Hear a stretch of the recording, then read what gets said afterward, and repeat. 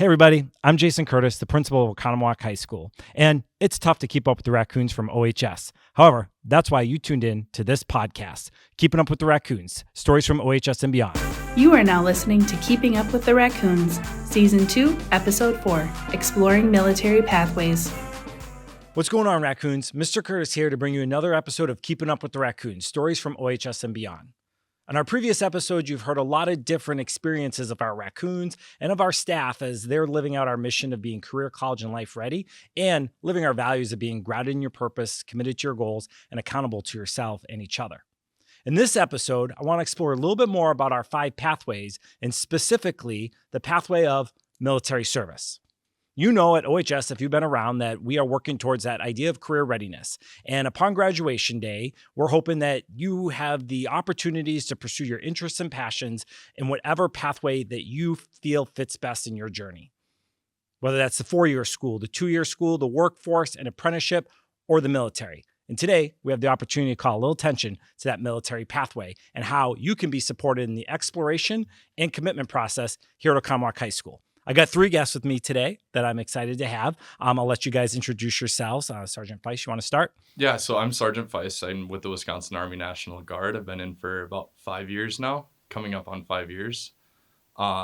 Graduated from DeForest High School and then moved out to the Oconomowoc area right after high school. So awesome. And currently right now you're a recruiter, or what are you doing now? Yeah, so currently I'm the Lake Country area recruiter. So Oconomowoc over to Kettle Moraine and Arrowhead, that whole little region. Awesome. And which of the high schools is your favorite? Oconomowoc, okay, of course. That's what I say. Yeah, there he goes.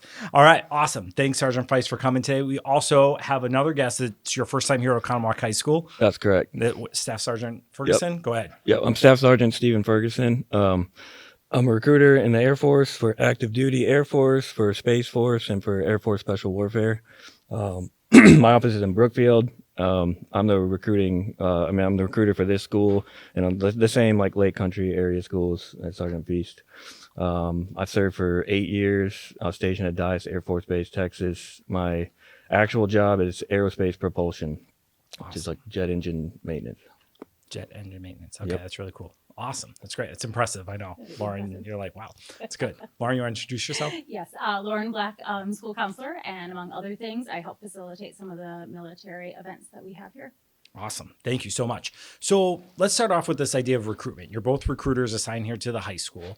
When you think about recruiting students into the military, what is your goal? Why are you coming here to the high school? And what story are you trying to tell to our Raccoons? So a little bit going back into my background, I didn't know much about the Guard prior to high school. So we're kind of one of the smaller branches, so a lot of people don't know about us. So I try to show students what opportunities we have for them.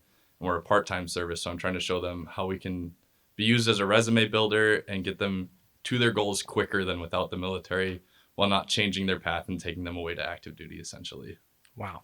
Okay. Can you maybe explain that a little bit more? So if there's a student that's thinking about going into the military and they have an interest, like how do you get them connected to this idea of making it more than just like service and maybe like serving on the front lines or going into battle? Yeah, so there's lots of different jobs. We have 110 different entry-level jobs in the Guard.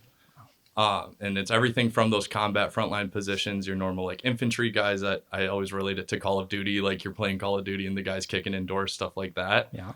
Myself, I'm a maintainer, so I work on all the wheeled vehicles and all that. Anything with a motor I worked on in the Army. So I got all these really cool benefits, doing all this cool service-related stuff, get lots of adventure and all these cool experiences. And then I got to go work a normal job afterwards. So I came in for 1 weekend a month, 2 weeks in the summer, and then the rest of the time was mine. So I had lots of freedom to do what I wanted while still getting all these cool experiences.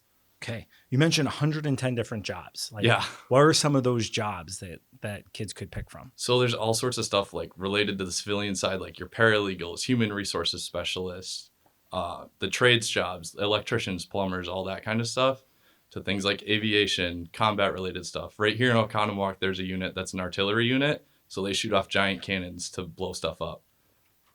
So there's a whole variety of a little bit of everything you could think of on the civilian side, plus some extras.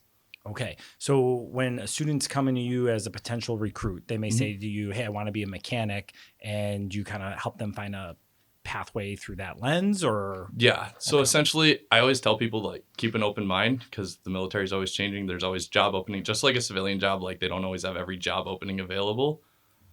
So we're going to find them a field that they're interested in, and it'll either benefit their civilian career or be something totally different. Like I know someone that's going through nursing school right now, and she wanted to go shoot cannons. Sure. Like she just wanted to change up from her day-to-day life. So some people use it for a benefit to their civilian career, and some people use it as something just a break from their career.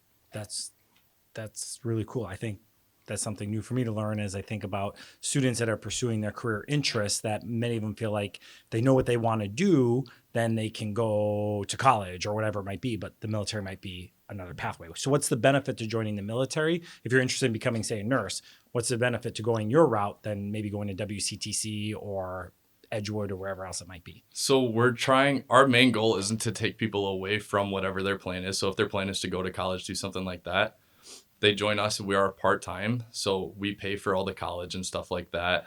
Whether the UW system schools, we pay for everything at UW's. Okay. All the private schools, it's going to be a little bit less that we're paying for just due to the cost of private schools. So we're essentially accelerating them to their goals and hopefully getting them through college debt-free or as close to debt-free as possible. And then they get to give back through that service too. Okay. Wow. That is interesting to think about. That I think sometimes we think as the military pathway as its own separate entity, right? I am going to go into the service and that's it. And I'm going to serve. But it sounds like, and correct me if I'm wrong, if you're going to enter into the military pathway, you need kind of a comprehensive plan of what you're hoping to get out of it. Whether that is you're looking for school, or you're looking to reduce your debt, or you're looking to go into serve front lines in infantry or whatever it might be, as far as that goes. Is that fair? Yeah, that's a pretty fair assessment of it. Okay. What would you say to parents? Maybe a student comes home and says, I want to go into the military. That can be scary and jarring and have a lot of different thoughts. What would you say to a parent that might be apprehensive about a student selecting this pathway? So in my opinion, the Guard is kind of the least scary option because you're coming back to Wisconsin. Sure. So I always tell people, I'm like, if I lie to you, you get to come back to Wisconsin and tell me how much of a liar I am. That's like the general, like, everyone thinks recruiters are a bunch of liars. Like, you have to come back to me. You're going to be my soldier when you come back to the state. So it doesn't benefit me to lie to you because you're going to come back and yell at me when you come back. Okay. So it's a much lower commitment. There's always a commitment with the military. That's why it's selfless service. But you're coming back to the state of Wisconsin. You're going to come back home. You're going to see your parents. Like, we're not sending you to Japan or Korea as your first duty station. Like, you're coming back to the state and serving your local community first. That idea of giving back. Yeah. Okay.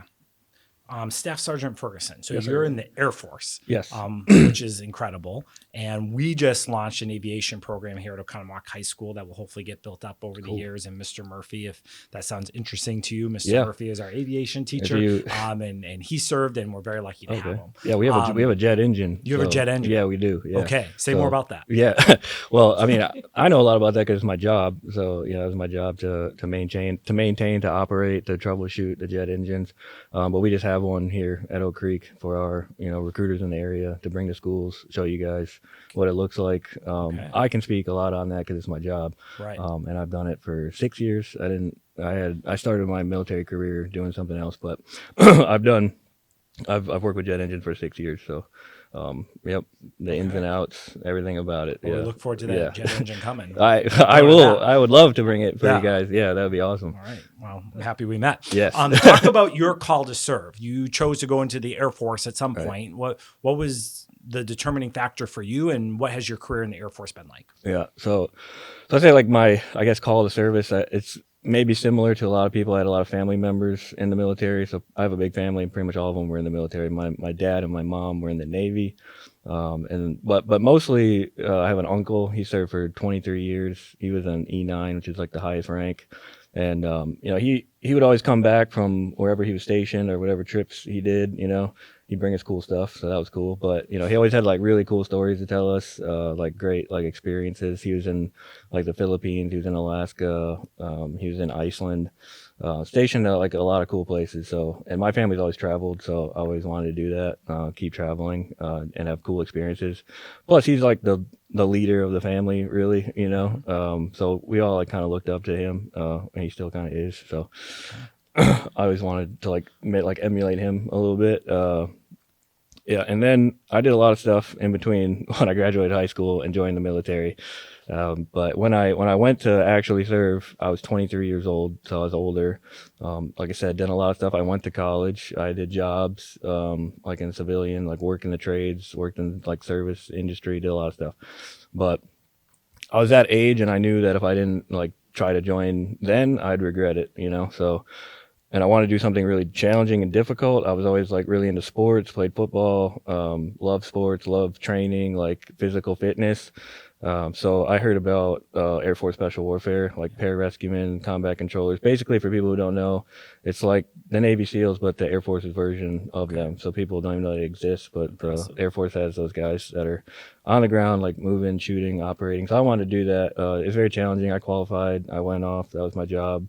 That's what I mentioned earlier. I started my career doing something else. But it's a long training pipeline. It's extremely difficult. Like one of the most difficult things that you can possibly do. It's very hard. I failed in the second class.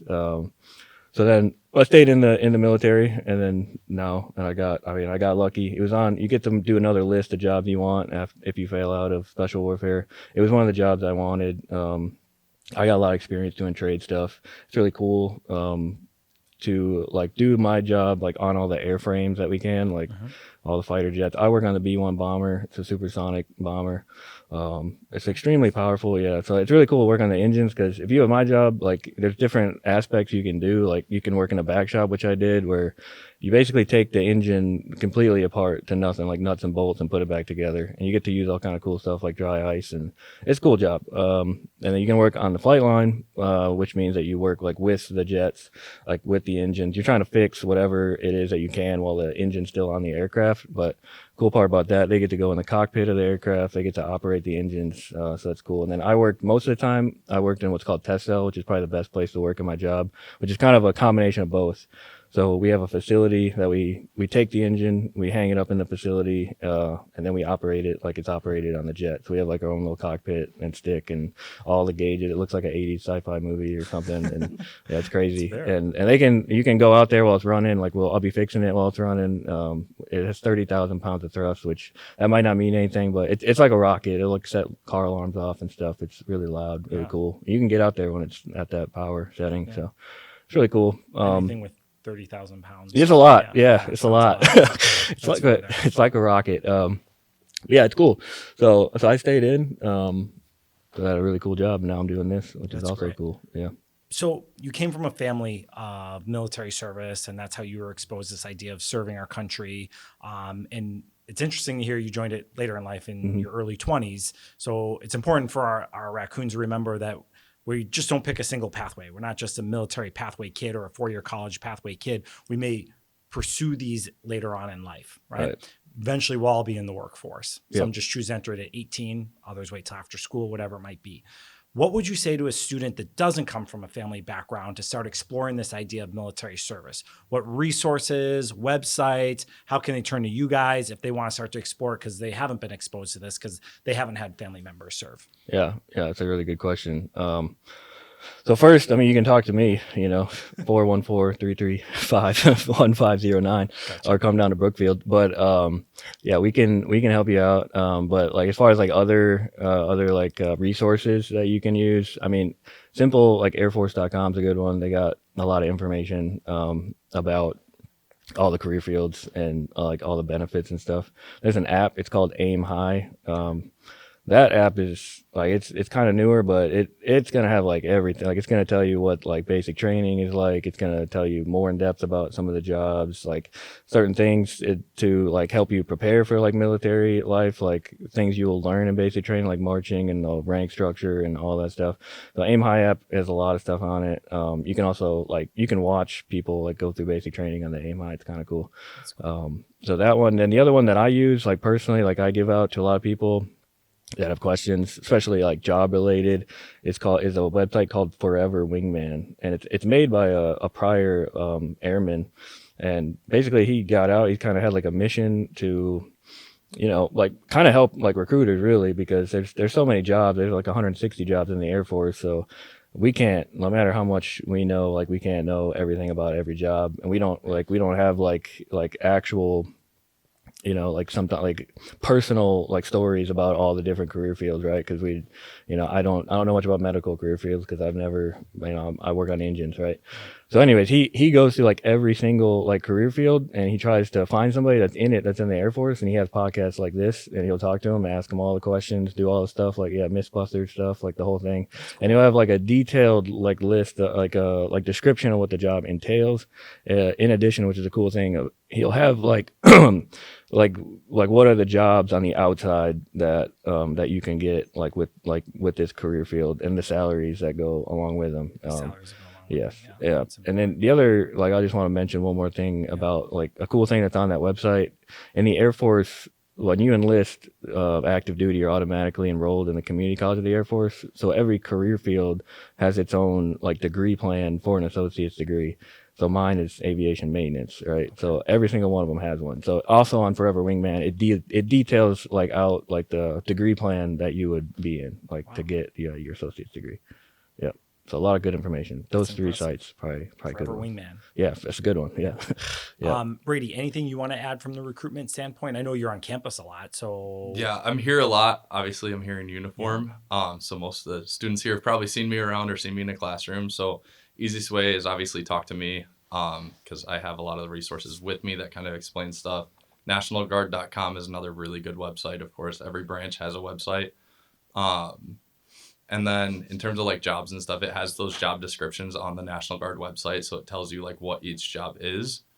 And I can usually find someone. I have a lot of friends in the Guard and we're a local military. So like all the jobs that are listed, I probably know someone in those job fields and I can call them up, have a conversation with them, talk about what their job is.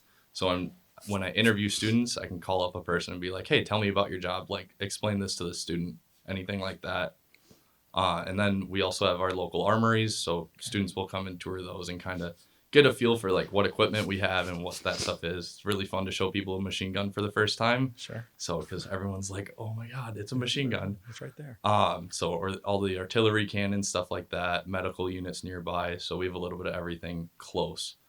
So That's great. Yeah. That's awesome. Thank you. And Lauren, you support the exploration of this pathway on a day-to-day basis with our kids, whether it's the events or the ASVAB or anything else like that. Can you talk a little bit about the programming that Student Services does to help students explore the military pathway and prep them for a possible, commitment? Yeah, absolutely. I think there's a ton of things that the military does in the school, and I think it's really great that we offer all of those opportunities. Just having you guys as recruiters come in on a weekly basis and meet with kids and make those connections. And I think having you guys in different classes, I think is really cool too, and just kind of working towards that. We offer the ASVAB once a year. A couple weeks from now is our military pathway evening on November 19th. And so that's where we're going to have all the recruiters in and answering questions for families and kids to kind of start that process of what is the next step that I need to do? What is the next thing? What classes do I need to be taking? And how can I prepare myself? Can you talk a little about the ASVAB test that we administer each winter? Yep. So every year we do the ASVAB, the Armed Services Vocational Aptitude Battery. Was that right? Nailed it. Okay, Nailed awesome. it. Good. Okay, so we offer that once a year, and everything with the kids, the program that comes in and does it, they give them the test, and then right away they're able to see their results, and they're able to do some really cool career exploration with it. I think that test is really great for all students, even those who may not be military bound, because it's really going to be seeing how they do on the test and like matching different careers that might be of interest for them. And then with the military, then you guys are there and you guys can have those conversations with the kids right away. So it's kind of like a really cool closed loop of taking the test and getting results and answers immediately. Right there. And the whole purpose of the test is to help maybe hone in on that idea of that career path that you might want to pursue through the Air Force or through the National Guard and that type of stuff. So our students can do a little preparation for it and then kind of work through and do that. I would say check out episode 1, season 1, where we talked about our seniors, 5 different pathways. Aaron Cloth talked about his journey and how that ASVAB opened up different opportunities for him. So go back and check out one of those episodes if you have time. I think the other thing I just want to highlight is as a school community, we've done a lot to elevate the military pathway. It's an incredibly important calling. that our students that decide to pursue that path have answered. And so we've done some really great things, whether it's Veterans Day, where our local veterans get to parade down Raccoon Runway led by our band and let our school say thank you, or if it's the opportunity at our Memorial Day celebration, where we do just Facebook Live recognizing our service, those that have gone before us.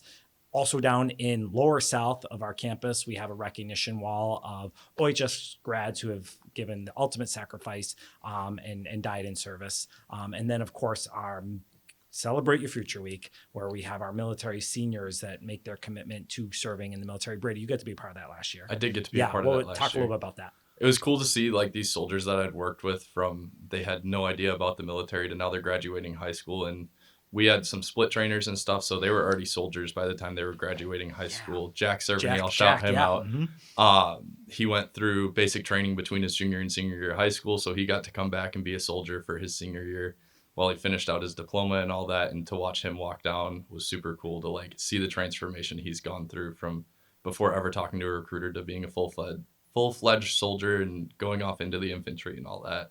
That's awesome. That's great. Yeah, incredible experiences. I encourage anybody listening to come check any of them out or email me to get more information, because it just encompasses what it really means to be career ready and to help students discern a call, not just default to the military, not just default to college because that's where my cousins went or that's just what I'm assuming to do, truly trying to fulfill that call and that purpose, go from there. One of the best pieces of advice we talked about just recently here as a school in our academic and career planning, Ms. Black, is around each day you're here is contributing to that end goal of graduation. If we say high school 704 days, and this is day 43 of the school year, today counts just as much as any other day as you're working through that progression. So a student that's exploring military as a potential pathway, what classes would you recommend that they take as a student here at OHS? Yeah, I think there's a couple different classes that come to mind right away. I think with our leadership and our Raccoon performance, like having the strength and conditioning, the leadership skills to kind of make that next step.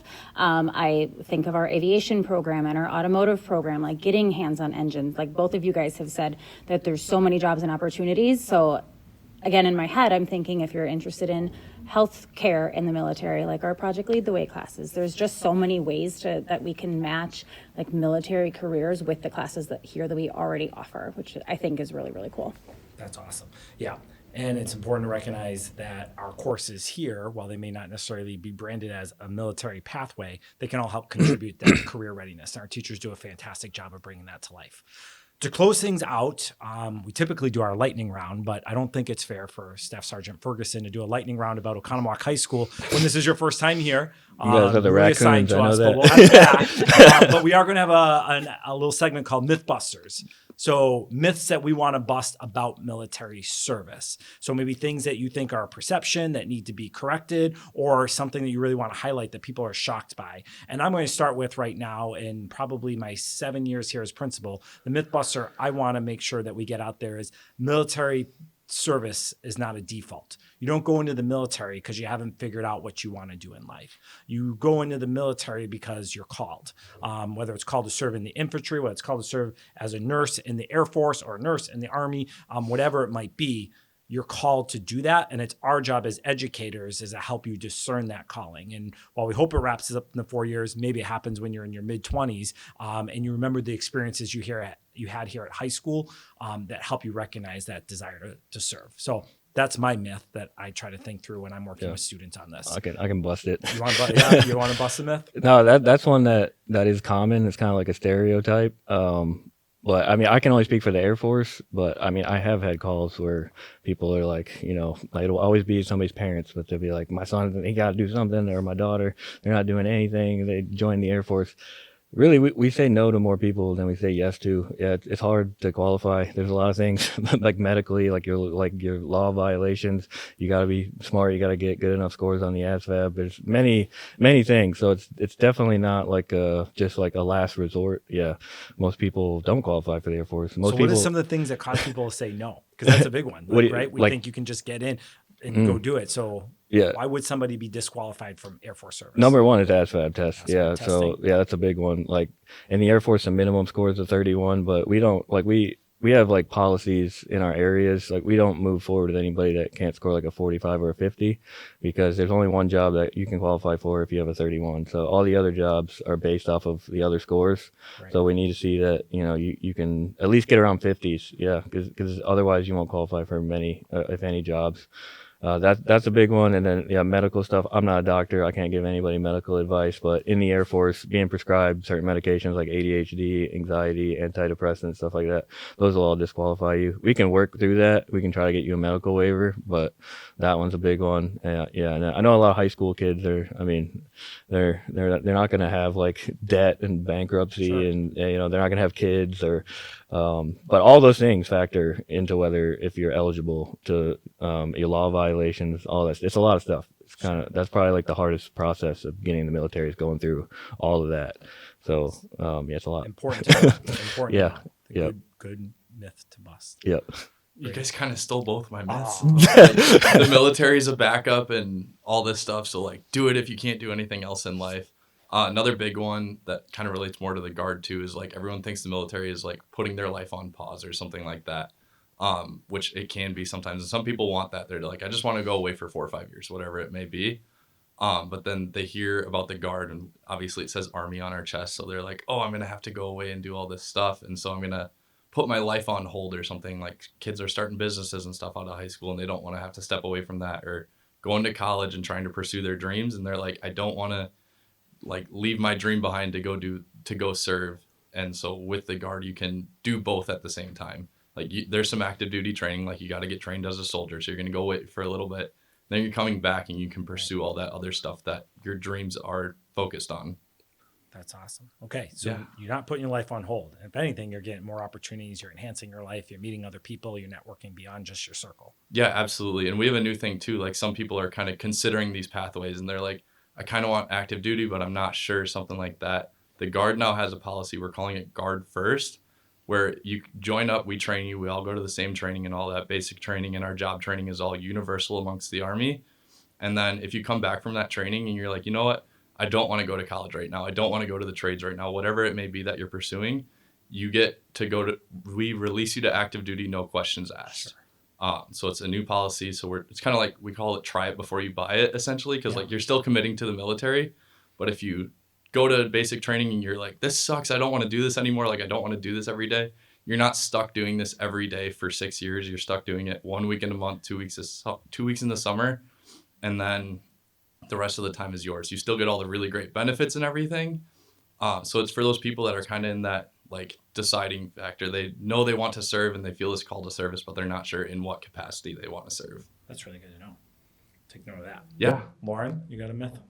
I do. I think in working here, a lot of things that I've heard is like, if I'm going into the military, I'm also not gaining any kind of an education, like a formal education. And I think working here and working with the recruiters and knowing the kids that have gone into the military, and seeing how it is both a formal education and military service. And I think that is really cool. Like I think of Amelia a couple of years ago, like Yes. our valedictorian went to Madison with the NROTC scholarship, and she's in the Navy, and so it's a really beautiful way that you can connect all these pathways kind of together.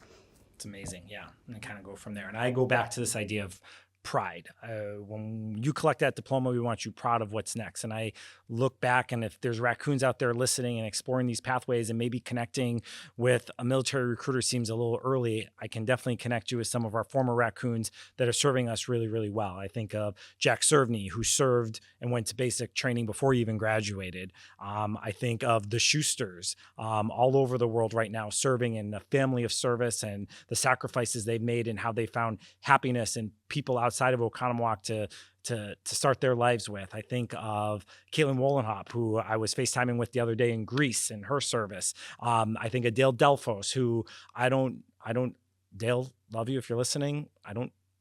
You are a clean-cut young man in a matter of 4 months after basic training, and I couldn't be more proud of you in that commitment and how it helped provide you a little bit more direction as far as that goes. We have raccoons all over this world that have served, that have lived the journey that maybe you're experiencing or about to experience as part of the Oconomowoc High School, and have really decided to take this idea of military service for their career pathway. Couldn't be more proud of them. Couldn't be more excited to welcome you, Staff Sergeant Ferguson, to our community. Sergeant Feist, you've done so much. We love having you around. Ms. Black, how you represent the team and elevate this pathway is so important. Thank you for your service. And Raccoons, if there's ever anything that you need around this, Ms. Black's your person. Reach out to your counselor. We'd be happy to support you in any way and get you connected to the resources. That's a wrap on this episode. Thank you, guys.